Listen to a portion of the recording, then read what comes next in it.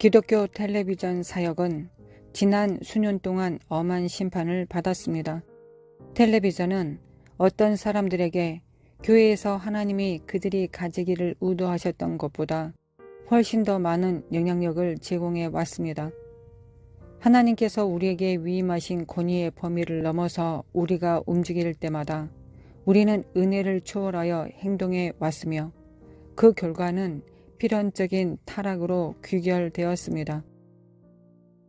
텔레비전을 제외한 다른 종류의 기독교 매체들은 텔레비전 전도자들이 받았던 것과 동일한 심판이 시작되려 하고 있습니다. 주님께서는 궁극적으로 세계의 언론들도 역시 심판하실 것입니다. 그러나 심판은 하나님의 집에서 시작됩니다. 기독교 언론들은 곧 텔레비전 사역들이 경험해 오고 있는 것과 동일한 심판을 받게 될 것입니다. 일정한 기간 동안 텔레비전 전도자들에 대한 공적인 신뢰와 존경은 아마도 경찰들과 법률가들을 포함하여 다른 어떤 전문 직업 그룹들에 대한 신뢰와 존경보다 낮아졌습니다. 물론 가장 지고한 도덕적 기준들에 의해 자신들의 삶을 영위하는 경찰관들과 법률가들이 있습니다. 그럴지라도 그들은 여전히 그들의 전문 직업에 대한 심판을 견뎌야만 하는데, 왜냐하면 이러한 전문직에는 다른 직업들과는 달리 반드시 옳아야 하며 정의로워야 한다는 근본적인 뿌리들이 있기 때문입니다. 마찬가지로 진리와 고결에 대한 가장 높은 기준들에 의해 성실하게 살아가려고 하는 많은 언론인들이 역시 있긴 하지만, 그러나 그들은 종종 단지 그 진리를 지탱해 주지 못한 기초 위에서 그렇게 하려고 시도하고 있습니다. 그것은 바로 그 기초들이 흔들리고 있기 때문입니다. 그래서 진동치에 아니하는 것들만이 영존케 될 것입니다. 우리는 곧 크리스천 잡지들, 간행물들, 사역 소식지들, 그리고 신문들이 가장 강력한 압박과 심판을 받게 될 시기로 들어가게 될 것입니다. 다른 사람들을 노출시키고 그들의 비위를 백일하에 드러냈던 사람들이 이제는 자기들의 비위들이 노출되어지려고 하는 시점에 직면해 있습니다. 그리고 그들이 다른 사람들을 판단했던 대로 똑같은 심판을 돌려받게 될 것입니다.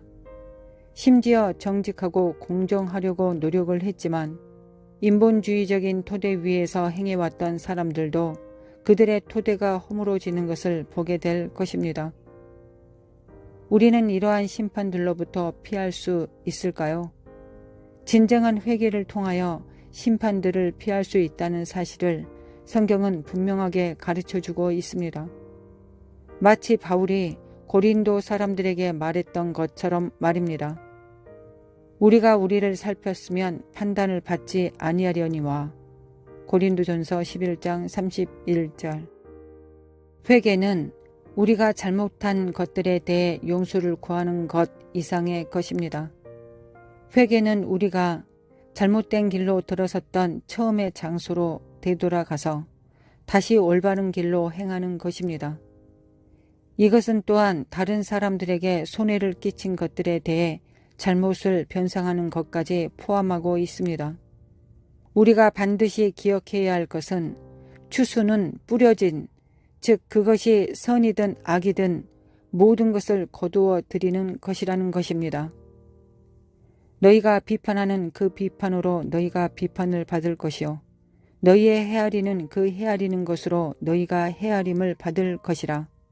마태복음 7장 2절. 만일 우리가 다른 사람들에 대한 불의한 심판들을 심어왔다면 그때 심판은 곧 우리에게 임하게 될 것입니다. 만일 우리가 은혜를 거두기 원한다면 우리는 모든 기회들을 은혜를 뿌릴 수 있는 기회들로 사용해야 합니다.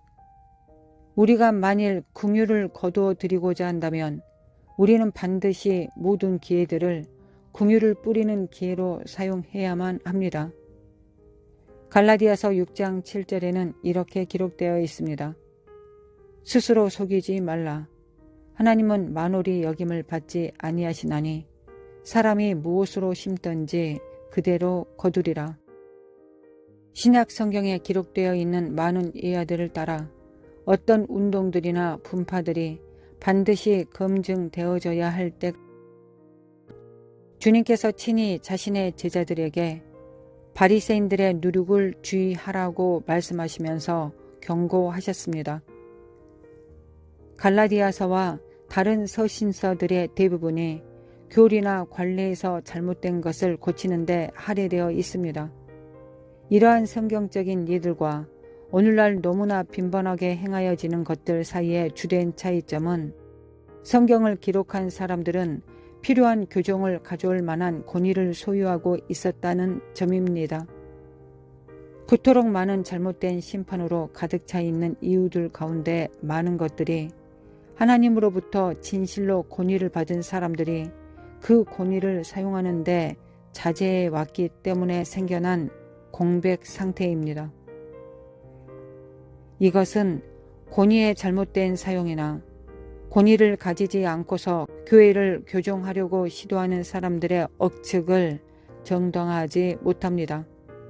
그러나 이것은 그런 행동들을 더욱 잘 이해할 수 있게 해줍니다. 우리는 아무도 공론화시켜 들추어내려고 하지 않는 주제들에 대해 문제를 제기해온 사람들이 가진 용기에 대해 심지어 감사할 수조차 있습니다. 그럴지라도 여전히 그렇게 하는 것이 그것을 정당하게 하지는 못한다는 것입니다. 심지어 상황을 더욱 악화시키게 됩니다. 그것은 방해물이 되는 질투 가운데 그러한 용기 있는 사람들을 두는 것입니다. 고린도 교인들에 대한 바울의 탄식이 오늘날의 교회에도 여전히 적용됩니다. 고린도전서 6장 2절부터 3절에는 이렇게 기록되어 있습니다.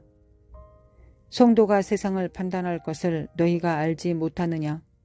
세상도 너희에게 판단을 받겠거든 지극히 작은 일 판단하기를 감당치 못하겠느냐? 우리가 천사를 판단할 것을 너희가 알지 못하느냐? 그러하거든 하물며 세상 일이랴. 교회가 그토록 불의한 심판으로 가득 차 있는 주된 이유는 아마도 교회 안에 의로운 심판을 위한 시스템이 없기 때문일 것입니다. 장로들이 성문에서 합당한 위치를 취하기 전까지 우리는 계속해서 세속의 매체들과 이단 사냥꾼들의 불의한 심판에 말려들게 될 것입니다. 그들의 의도가 아무리 좋다고 해도 그들은 이단 자체만큼이나 교회에 상처를 주는 분열과 불의한 심판의 씨앗을 뿌리고 있는 것입니다. 주님께서는 연합 없이는 우리가 결코 성취하지 못할 명령들을 교회에 주셨습니다. 의로운 심판은 그것들 중에 하나입니다. 우리가 명령받은 바를 이 시대에 성취하고자 한다면 이 주제는 교회 지도자들에 의해 모든 수준에서 반드시 검토되어져야 합니다. 불의한 심판은 이 세상에서 대부분 분쟁들의 한 가지 원천입니다. 교회는 세상의 빛이 되도록 부르심을 받았기 때문에 우리는 세상의 문제들에 대한 해답을 반드시 가지고 있어야 합니다. 만일 우리가 심지어 자신조차도 심판할 수 없다면 어떻게 우리가 세상에 대해 의로운 심판을 내릴 수 있겠습니까?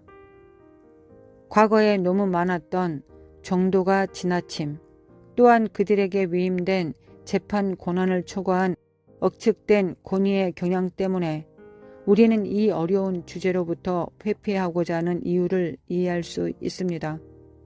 그러나 의로운 심판을 제공해야 할 이 기본적인 명령에 대해 계속되는 우리의 태만함에 대해 점점 더 값비싼 대가를 치러야 된다는 것을 알게 될 것입니다.